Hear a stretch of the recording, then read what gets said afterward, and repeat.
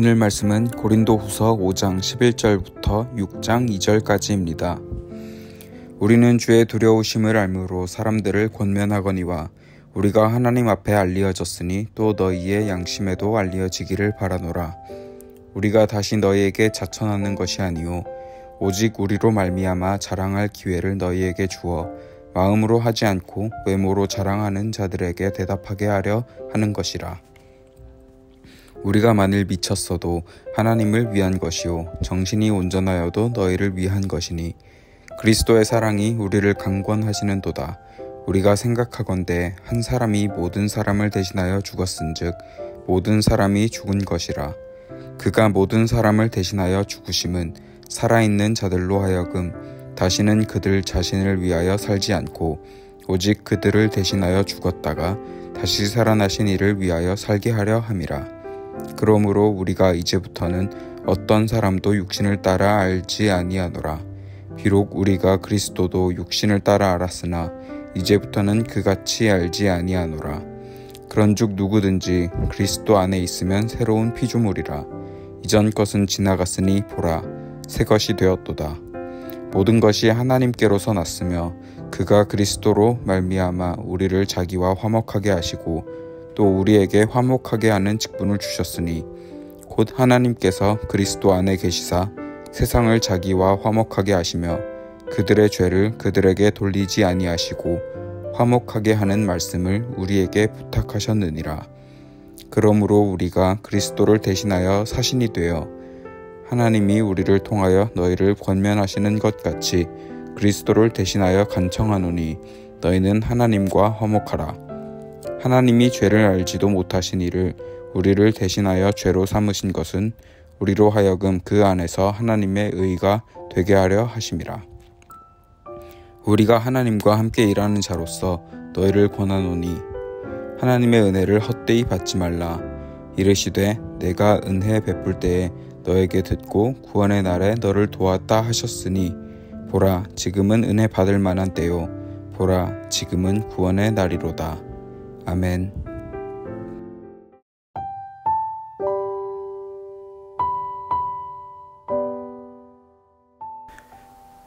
복음은 인간이 받은 가장 귀한 선물입니다. 복된 소식입니다. 세상에는 여러 복된 소식들이 있지만 그 중에서도 기독교가 말하는 복음이 가장 복된 소식인 이유는 인간이 영원히 이길 수 없는 죄와 죽음의 문제를 해결해 주셨다는 소식이기 때문입니다. 이 복음을 위해 성부 하나님께서 그리스도를 이 땅에 내려보내 주셨습니다. 이 복음을 위해 성자 하나님은 십자가에서 죽으셨습니다. 이 복음을 위해 성령 하나님은 그분을 살리시고 우리의 구주가 되게 하셨습니다. 삼위일체 하나님의 사역으로 우리는 복음을 통해 구원을 받고 영생을 누릴 수 있게 되었습니다. 이제 이 복음을 받은 이들의 삶은 달라져야 합니다. 오늘 본문에서 세 가지로 복음을 받은 우리의 삶의 모습을 보며 적용해 보도록 하겠습니다. 첫째, 하나님과 사람을 위해 살아야 합니다. 어떤 분들은 믿음 생활을 하면서 이 사람의 눈치를 보지 않아야 한다 말합니다.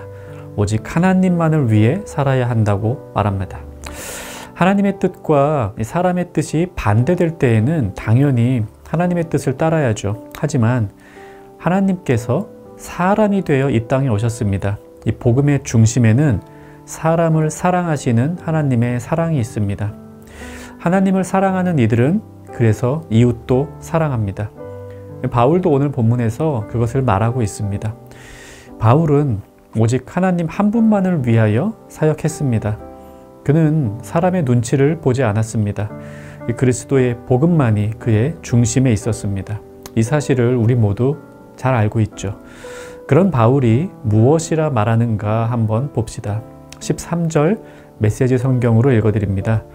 내가 미친 사람처럼 행동했다면 하나님을 위해서 그렇게 한 것이고 내가 지나칠 정도로 신중하게 처신했다면 여러분을 위해서 그렇게 한 것입니다. 아마도 어떤 사람이 볼 때 바울은 미친 사람처럼 보였나 봅니다. 복음에 대한 그의 열정, 세상과 타협하지 않는 그의 자세, 하나님 주신 사명을 성취하기 위해 그가 포기했던 것들. 아마 어떤 이들은 이 바울의 모습을 보면서 저 사람은 정상이 아니야 이렇게 생각했는지도 모르겠습니다. 근데 바울은 말합니다. 그런 것은 다 하나님을 위해서 그렇게 한 것이라고요. 동시에 바울은 굉장히 신중하게 처신하면서 자칫 누가 볼 때에는 저 사람 저거 사람들 눈치 보는 거 아니야? 이런 말을 듣기도 했던 것 같습니다. 바울은 고린도전서 8장에서도 이렇게 말했습니다. 자신의 신앙으로는 우상의 제사에 바쳐진 고기 먹는 거 아무것도 아니지만 만약 자신이 고기를 먹는다는 이유로 누군가가 시험에 든다면 자신은 고기를 먹지 않겠다고 말입니다. 그러므로 만일 음식이 내 형제를 실족하게 한다면 나는 영원히 고기를 먹지 아니하여 내 형제를 실족하지 않게 하리라. 그는 사람 눈치를 본 게 아닙니다. 신중하게 행동하는 것입니다.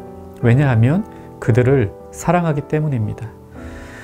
바울은 하나님과 사람 앞에서 충성되고 사랑스럽게 살았습니다. 복음을 받은 우리의 삶도 그와 같아야 하겠습니다. 둘째로, 사람과 세상을 보는 기준이 바뀌어야 합니다. 17절 말씀 우리가 너무도 잘 알죠? 그런즉 누구든지 그리스도 안에 있으면 새로운 피조물이라. 이전 것은 지나갔으니 보라 새 것이 되었도다. 새로운 피조물, 어떤 사람이 새로운 피조물이 된 것일까요?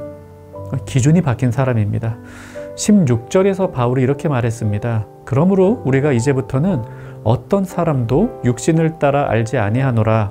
비록 우리가 그리스도도 육신을 따라 알았으나 이제부터는 그같이 알지 아니하노라. 복음을 알기 전에는 사람을 보고 세상을 볼 때 기준이 있었습니다. 어떤 사람을 판단하는 기준이 있었죠. 지금 우리에게도 그런 거 있습니다. 외모, 재산, 직장, 연봉, 옷차림, 말씨, 유머, 여러 가지 요소들을 보고 저 사람 괜찮네 이렇게 생각하는 기준들이 있습니다. 중요한 사실은 인간의 기준으로 볼 때 예수님마저도 사실 그다지 좋은 사람은 아니었다는 사실입니다.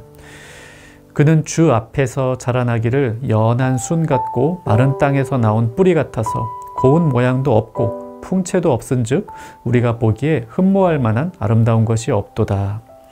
인간의 기준으로 볼 때 예수라는 인간은 그다지 매력적이지 않았습니다. 결국 유대인들은 그런 기준에 따라 힘없는 예수를 메시아로 인정하지 않았죠. 바울도 전에는 그랬다고 말합니다. 전에는 그리스도도 육신을 따라 알았으나, 하지만 복음으로 새로워진 피조물은 기준이 바뀝니다. 사람을 보고 세상을 보는 기준, 시선이 달라집니다. 우리는 사람을 볼 때, 세상을 볼 때 어떤 기준을 가지고, 어떤 시선을 가지고 보고 있습니까? 복음을 아는 사람은 세상의 기준, 세상의 시선이 아닌 하나님의 시선으로 사람과 세상을 바라봐야만 합니다. 셋째로, 복음이 주는 은혜에 늘 머물러 있어야 합니다. 6장 2절, 보라 지금은 은혜 받을 만한 때요, 보라 지금은 구원의 날이로다. 이렇게 말하며 결단을 촉구합니다.